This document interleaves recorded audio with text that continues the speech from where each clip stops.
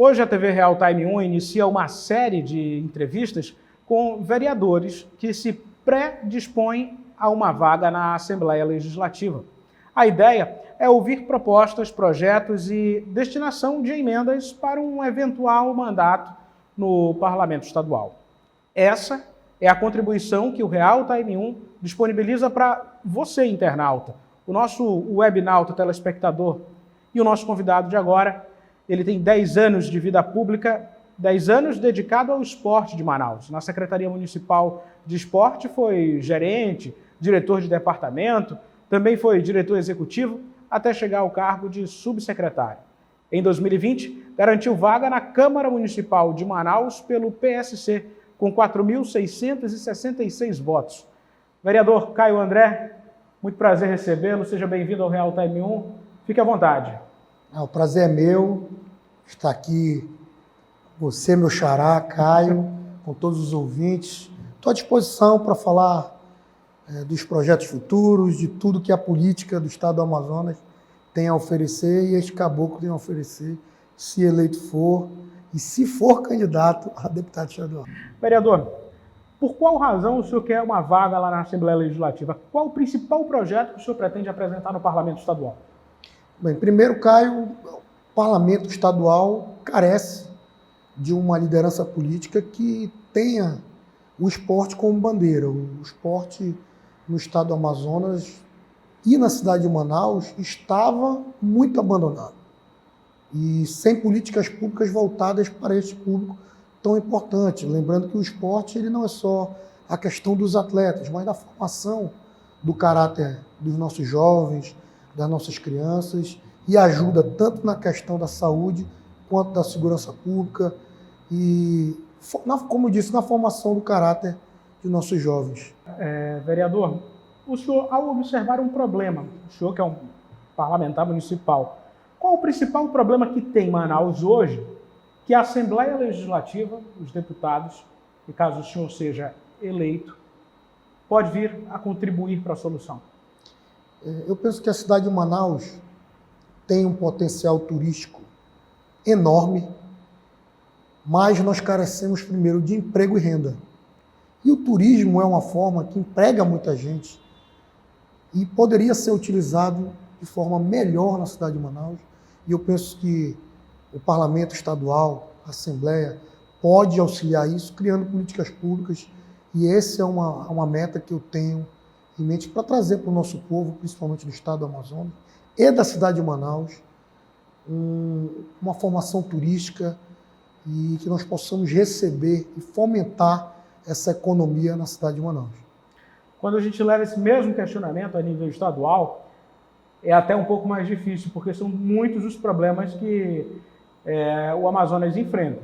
Mas se eu pudesse eleger um desses problemas, dizer o Amazonas tem esse problema que eu considero muito grave e que eu posso ajudar na solução.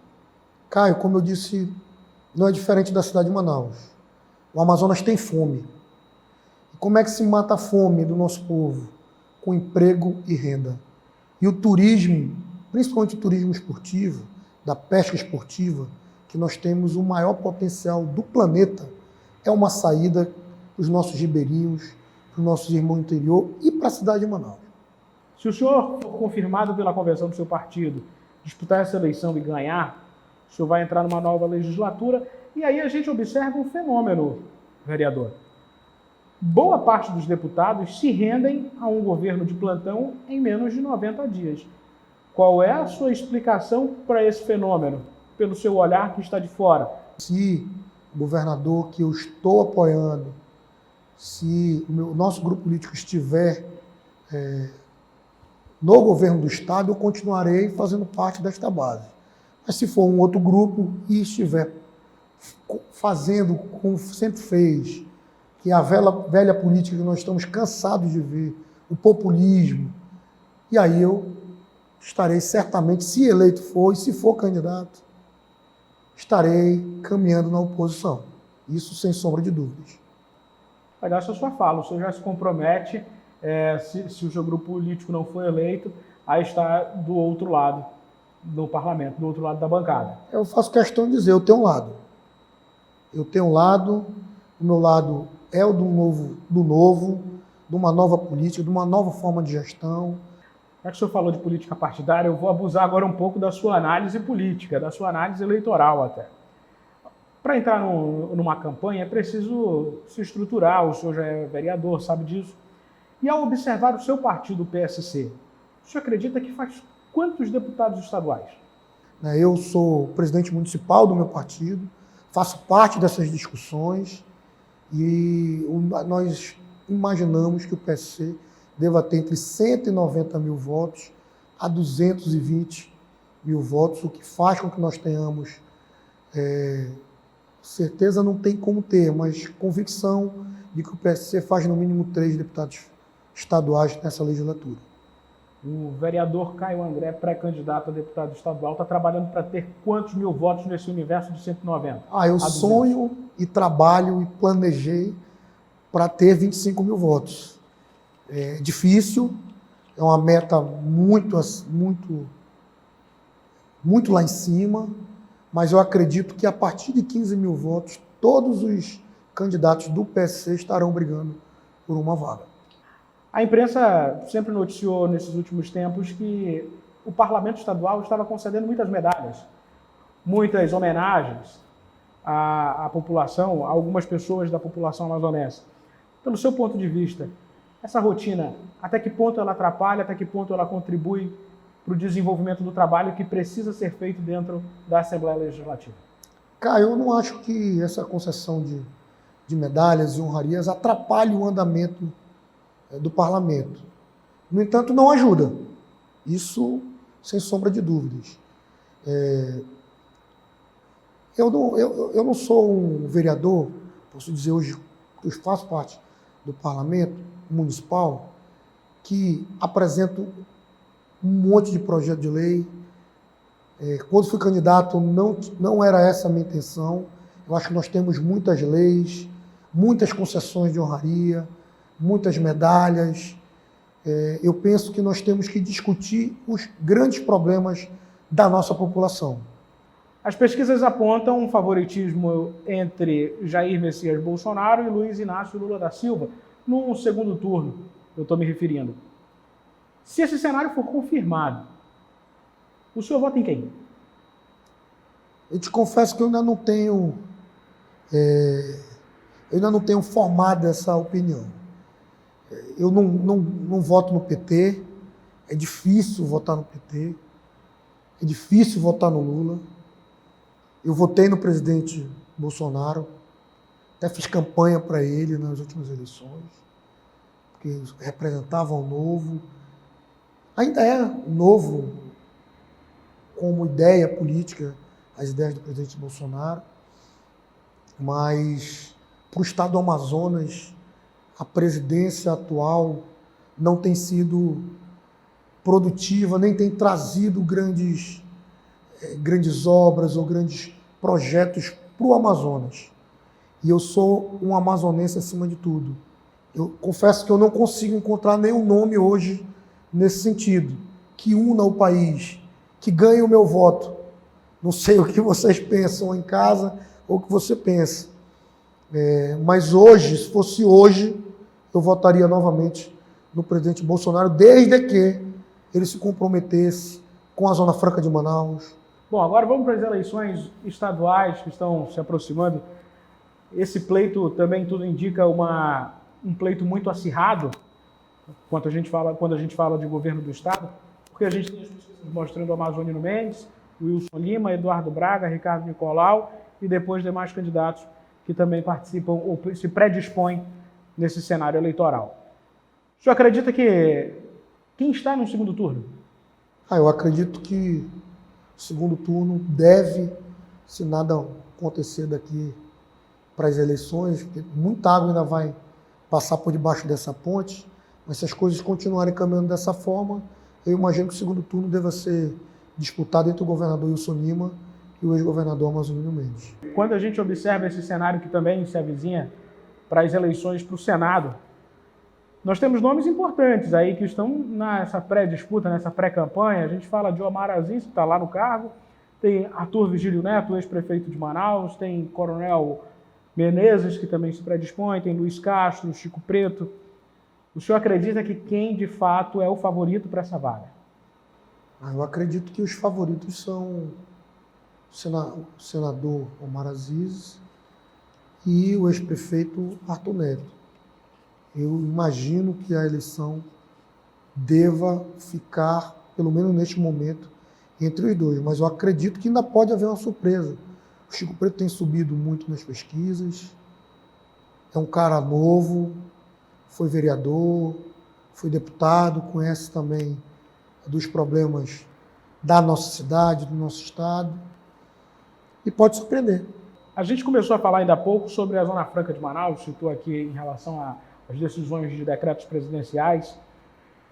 Ao observar que esse assunto sempre está em voga, vereador, quais as outras alternativas seriam viáveis do ponto de vista de uma década para frente aí, a serem implementadas aqui no estado e que contribuam com a economia local? A gente não está querendo tirar a Zona Franca, isso é impossível, isso não dá, é o nosso modelo, é a nossa matriz. Mas eu estou falando de alternativas que complementem essa renda. Na sua cabeça, cite para mim 3 aqui que poderiam ser muito viáveis. Muito viável. Turismo de pesca esportiva, já existe, precisa ser muito mais fomentado. Já houve uma melhora significativa dos últimos anos para cá e pode melhorar ainda mais. Para isso nós precisamos não só do apoio do governo estadual que tem acontecido, mas também do apoio das prefeituras municipais e principalmente do Ministério do Turismo, do governo federal. Nós precisamos de fomento ao turismo, não só da pesca esportiva, mas no turismo em geral, turismo de aventura, turismo de observação, o turismo histórico, que Manaus é uma cidade histórica e visitada e que tem o apelo mundial da Amazônia. Nós somos a capital não só do Amazonas, mas da Amazônia. Isso tem um apelo mundial que é muito pouco explorado e precisa ser mais explorado, e tenho convicção de que nos próximos anos a gente deva trazer esse novo modelo econômico para o estado do Amazonas. Precisamos melhorar o nosso primeiro setor. Já melhorou muito nesse governo. O secretário Petrúcio, na CEPRO, em parceria com a ADS, com o IDAM, nós tivemos um fomento muito maior aos nossos produtores, tanto da parte da pecuária quanto da parte de agricultura. Temos produções que podem ser feitas de forma sustentável no Amazonas, o que isso é fundamental para que o nosso povo tenha emprego, renda e que nós possamos produzir riquezas. E nós precisamos, com a indústria, não só aquela que tem o incentivo na Zona Franca, mas nós precisamos de uma infraestrutura, de uma saída, tanto através da BR-319, existe um projeto também, que é chamado Projeto Ponte de Safina, que é uma outra saída terrestre, através de Itacoatiara, Urucurituba, Maués, saindo pelo Pará, que pode ligar o Amazonas ao resto do país.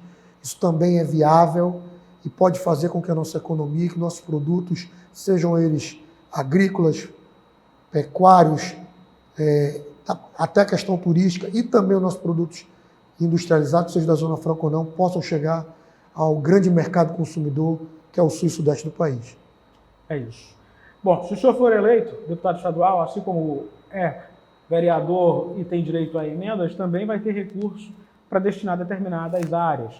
Quais segmentos serão da sua preferência? A gente sabe que tem uma obrigatoriedade entre educação e saúde, mas sobra também uma verba para destinar a outros setores. Sem dúvida. Eu, como tu disseste no início, eu sou do esporte, eu fui atleta, depois dirigente esportivo, me elegi defendendo essa bandeira e pretendo mandar muitas das minhas emendas para os projetos sociais voltados ao esporte e que cuidem das nossas crianças, voltados também para as pessoas com deficiência, aqueles projetos que ajudam as famílias a cuidar dessas crianças, desses jovens que têm problemas físicos e psíquicos, que é carente isso na nossa cidade, mas como disse também, os projetos voltados ao turismo, principalmente no que tange o turismo de pesca esportiva. A gente sabe de uma notícia triste que veio do Vale do Javari no mês passado, que foi o desaparecimento do indigenista Bruno Pereira e do jornalista Dom Phillips. Esse fato representa a ausência de quem e o que fazer para o Amazonas ou pelo menos essa parte em especial do Amazonas, não ser cada vez mais dominada pelo narcotráfico?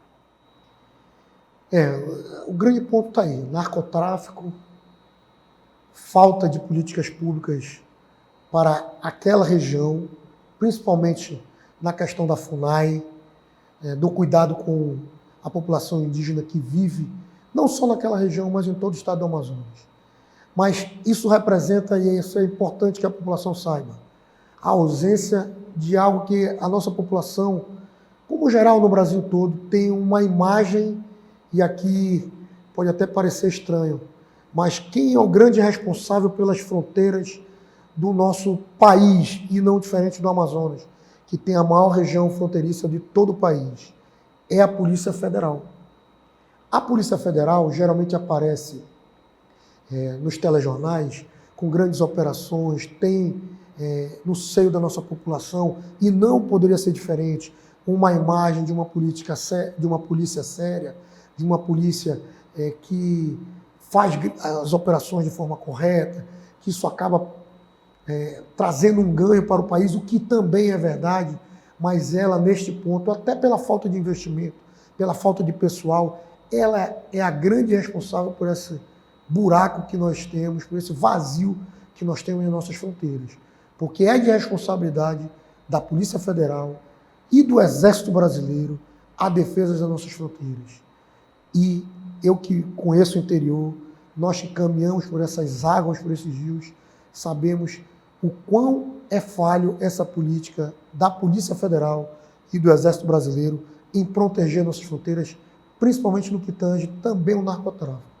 E para quem não sabe, a Polícia Federal também é responsável por combater o narcotráfico.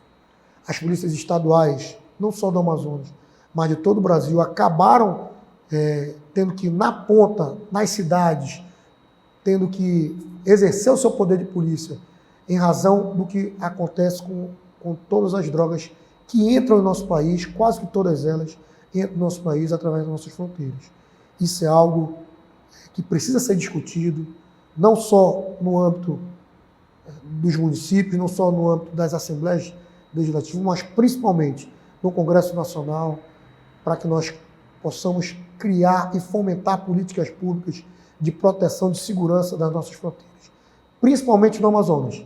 Como disse, é um estado de dimensões gigantescas, podemos dizer até continentais, e que tem a maior fronteira desse país, uma fronteira desguarnecida que acaba fazendo com que toda essa droga entre dentro das nossas casas e dentro das nossas famílias. É isso. Vereador Caio André, do PSC, pré-candidato a deputado estadual aqui no estúdio do Real Time 1. E agradeço por ter disponibilizado um tempo para ter vindo aqui. E agradeço mesmo, volte mais vezes. As portas do Real Time 1 estão abertas, vereador. Muito obrigado. Caio, eu que agradeço o espaço, agradeço o carinho do Real Time, agradeço a oportunidade de entrar nas casas e nos computadores, nos celulares dos nossos espectadores. E sempre que me convidarem, estarei à disposição. Estou lá na Câmara Municipal todos os dias, defendendo essas políticas, defendendo o esporte, defendendo aquilo que nós acreditamos, tudo em prol da nossa população. Tenha certeza disso. Obrigado. Eu que agradeço e vamos convidar sim, não tenha dúvida disso. Muito obrigado. A você, internauta, eu agradeço também. Curta, comente, compartilhe essa entrevista no seu grupo de WhatsApp e se inscreva em nosso canal no YouTube. Acione lá o sininho para receber as notificações e ficar por dentro das entrevistas, dessa série de entrevistas que estamos promovendo com todos os vereadores que vão em busca de uma vaga no Parlamento Estadual e dos deputados estaduais que vão em busca da reeleição. Meu muito obrigado mesmo e até uma próxima oportunidade.